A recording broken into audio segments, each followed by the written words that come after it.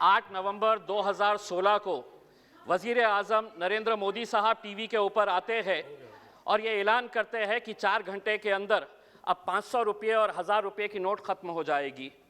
ये इसलिए फ़ैसला नहीं लिया जाता है कि वो अपनी अहमियत जताना चाहते थे या मजाक के तौर के ऊपर ये फ़ैसला लिया गया। उन्होंने उसका रीज़न दिया कि हम ये इसलिए कर रहे हैं कि हमें 3 बातों का हल चाहिए। एक तो ये है कि इसके ज़रिए हम ब्लैक मनी हासिल करेंगे, दूसरा ये है कि आज जो मार्केट के अंदर जो काउंटरफीट नोट्स है, जो नकली नोट्स बाज़ारों में है, उसके ऊपर हम कंट्रोल करेंगे, और तीसरा ये है कि हम डिजिटल पेमेंट को बढ़ावा देंगे। मैं आज ये सवाल करना चाह रहा हूँ कि 2016 से आज 2020 है, उस वक्त जो बातें की गई थी और 2020 की हकीकत क्या है वो मैं आपको बताना चाहता हूँ।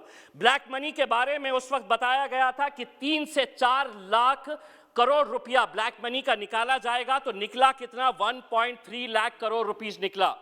जो काउंटरफीट नोट्स 2016 के अंदर जब ये डिमोनेटाइजेशन किया गया तो उस वक्त 6.32 लाख पीसेस नोट्स जो थे, जो काउंटरफीट नोट्स थे, वो मिले थे। 2020 के मैं आपको आंकड़े बताता हूं कि नकली नोटों का चलन आज भी कितना है, तो 18.87 लाख पीसेस आज भी नकली नोटों के आरबीआई और अलग अलग बैंक्स के अंदर। यानी कि इसका मतलब यह हुआ कि ना तो ब्लैक मनी हासिल हुई और ना जो नकली नोट थे उसके ऊपर आप काबू पाए। डिजिटल पेमेंट यकीनन थोड़ा बड़ा है, लेकिन उसके लिए क्या इतना बड़ा फैसला लेना कि हम डिमोनेटाइजेशन करेंगे, ये गलत है। मैं समझता हूं कि उस वक्त जब ये फैसला लिया गया था तो इस सदन के अंदर बैठे हुए जितने भी लोग थे बड़े जोरदार तरीके से तालियां बजाए थे। आज मैं ये पूछना चाहता हूं कि क्या आप में इतनी हिम्मत है कि अपने सरकार और अपने वजीर आजम से पूछे कि आपने 2016 के अंदर हमको लाइनों के अंदर खड़े किया था और ये बताया था कि इससे ये हासिल होगा, लेकिन ये हासिल नहीं हुआ। ये बजट के भाषण का हिस्सा नहीं बनेगा। इसलिए नहीं बनेगा क्योंकि उस वक्त आपने गलत लोगों को गुमराह किया था। मैं अध्यक्ष महोदय आपसे एक बात करना चाहता हूं। मैं ये सवाल भारतीय जनता पार्टी से नहीं करना चाहता हूं क्योंकि माइनॉरिटीज का इनसे कोई लेना देना नहीं है, लेकिन the so called secular parties जिनके बीच में मैं यहां पर बैठा हूं, माइनॉरिटी के बजट के अंदर 1024 करोड़ रुपए की कटौती की गई है। क्या वजह है कि यह मुद्दा सिर्फ इम्तियाज जलील उठाएगा? वो लोग जो मुसलमानों के नाम के ऊपर वोट मांगने का काम करते हैं, कितने लोगों ने इस मुद्दे को उठाया है, हम ये सवाल करना चाहते हैं। 1024 करोड़ रुपए की कटौती माइनॉरिटी बजट के अंदर कर दी गई है। Maulana Azad national fellowship, free coaching, interest subsidy on education loans, ऐसे कुल मिलाकर 110 करोड़ रुपए की कटौती की गई है।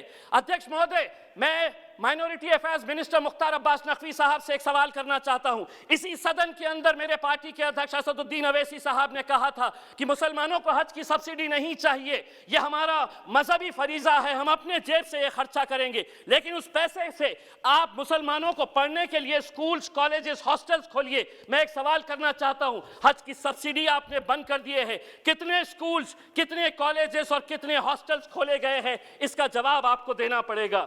दूसरी बात यह है कि हम ये कहते हैं, वित्त मंत्री जी, कि हम ये कहते हैं, बड़ा गर्व कहते हैं कि हमारा देश कितना आगे जा रहा है।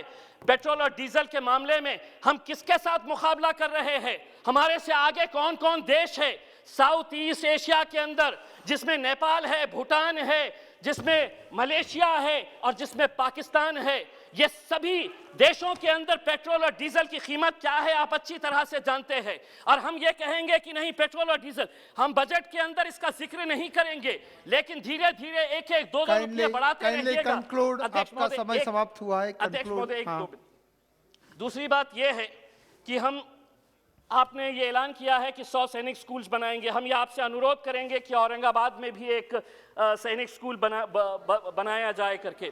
दूसरी बात यह है कि आप बैंक्स बेच रहे, आप एयर इंडिया बेच रहे, आप हर चीज़ बेच रहे, लेकिन आप बैंक्स अगर बेच रहे हैं तो मैं आपसे कुछ सवाल करना चाहता हूं। ये आरटीआई के अंदर आरबीआई के जरिए ये सवाल का जवाब मिला है कि पिछले कुछ सालों के अंदर 50 विलफुल डिफॉल्टर्स जो बड़े बड़े धन्ना सेठ है, जिसके बारे में अध्यक्ष महोदय सिर्फ एक मिनट, तो उसके लिए 68,600 करोड़ का राइट ऑफ किया गया है। एक पुणे में आरटीआई एक्टिविस्ट है विवेक वेलनकर, इसने 12 पीएसबी बैंक जो है पब्लिक सेक्टर बैंक्स, इसका सर्वे किया, पूरे आरटीआई से डॉक्यूमेंट्स निकाले हैं और उसके अंदर यह पता चला है आपकी दौरे हुकूमत के अंदर पिछले 8 सालों के अंदर, सर बस एक मिनट, पिछले 8 सालों के अंदर 6.32 लाख करोड़ रुपए लोन राइट ऑफ किया गया है। अब आप जवाब देते वक्त ये कहेंगे कि राइट ऑफ का मतलब ये नहीं है ये पैसा नहीं लिए, लेकिन सिर्फ महज 7%।